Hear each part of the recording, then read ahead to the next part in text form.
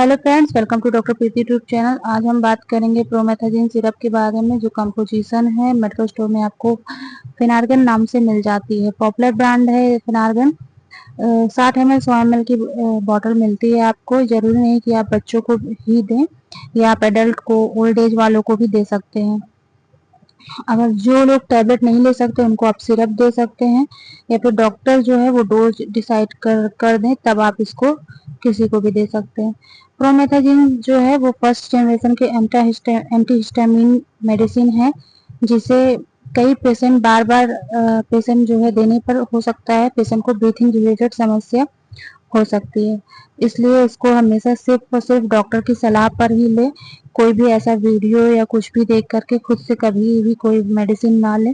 और ये मैं इसीलिए बार बार आपको हम बता देते हैं कि कोई भी मेडिसिन लें तो आप सिर्फ डॉक्टर की सलाह पर ही लें।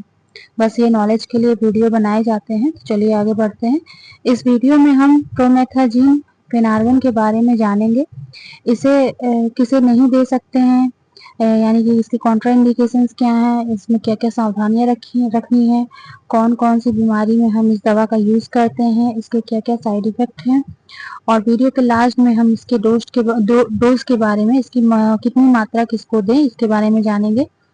तो पूरी जानकारी के लिए आप वीडियो में लास्ट तक बने रहें, और साथ ही साथ आप इस चैनल पर नए हैं तो इसको सब्सक्राइब जरूर कर दें, ताकि आपको ऐसी ही इम्पोर्टेंट वीडियोस लगातार मिलती रहें और आपसे कोई भी वीडियो मिस ना होने पाए।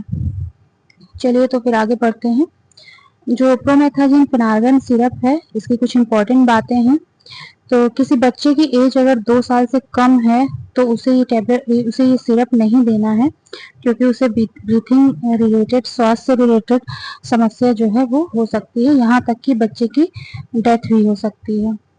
इसलिए इस बात का जरूर ध्यान रखें कि कभी भी 2 साल से कम उम्र के बच्चे को फिनार्गन सिरप नहीं देना है।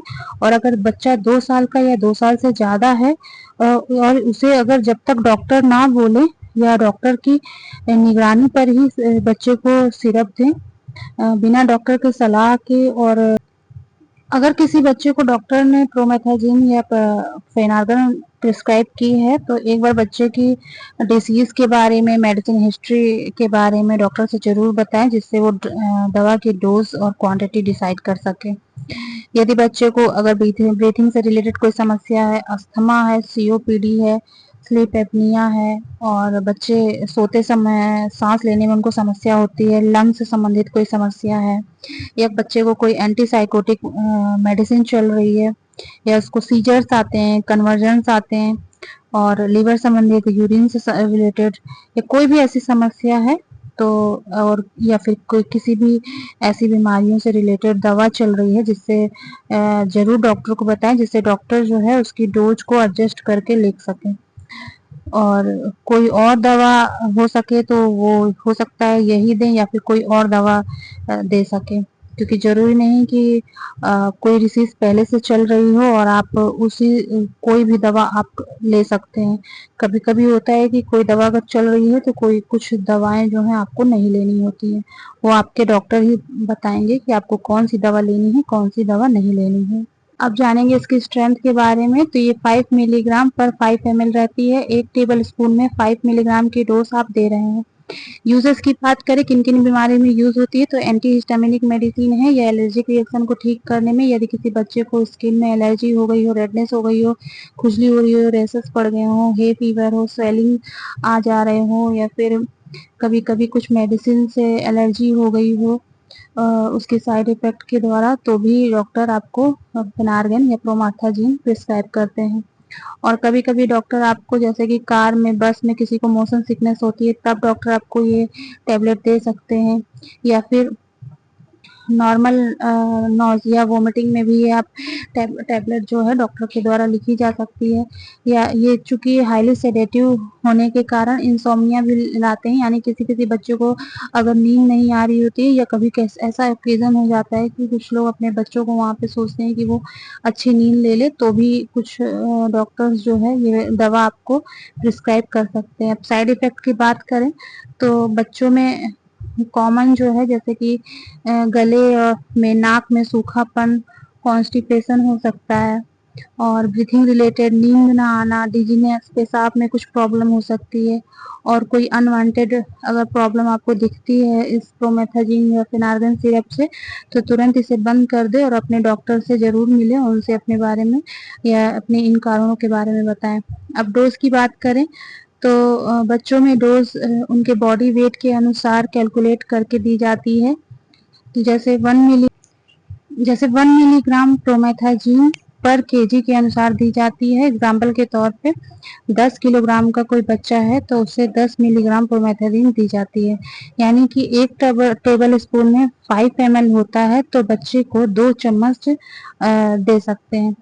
मोशन सिकनेस अगर किसी किसी को हो रहा है, जैसे कि वोमिटिंग हो रही है, तो उस समय बच्चों को की डोज क्या होगी, तो पहले तो इस सिरप को आपको बच्चे को 24 घंटे पहले, इस ट्रेवल करने से 24 घंटे पहले देना है, क्योंकि इससे नींद आ सकती है। और उसके बाद जो है जब बच्चा ट्रेवल करे तो उसके आधे घंटे पहले आप इसको दे सकते हैं।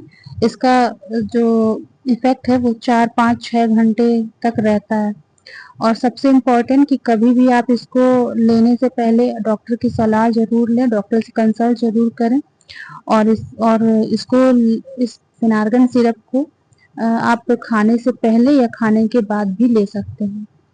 इस वीडियो को बनाने का मोटिव ये था कि आपको फिनार्गन सिरप या फिनार्गन टेबल या कोई भी दवा जो है उसके बारे में जानकारी मिल सके कि इसके क्या यूजेस हैं, क्या साइड इफेक्ट हैं और इसको कहाँ यूज करते हैं। और इसलिए नहीं कि आपने यूट्यूब पर देख करके स्वयं से कोई भी टैबलेट या कोई भी सिरप अपने मेडिकल स्टोर से ले लिया और खुद यूज किया। कभी भी कोई भी दवा बिना डॉक्टर के प्रिस्क्रिप्शन से ना ले, क्योंकि वो आपकी वेट,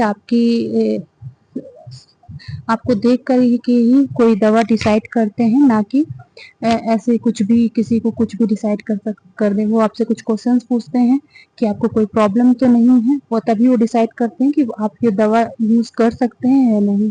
उम्मीद है आपको वीडियो पसंद आया होगा, तो वीडियो को लाइक शेयर करें और चैनल पर नए हैं तो सब्सक्राइब जरूर करें। Okay, thank you.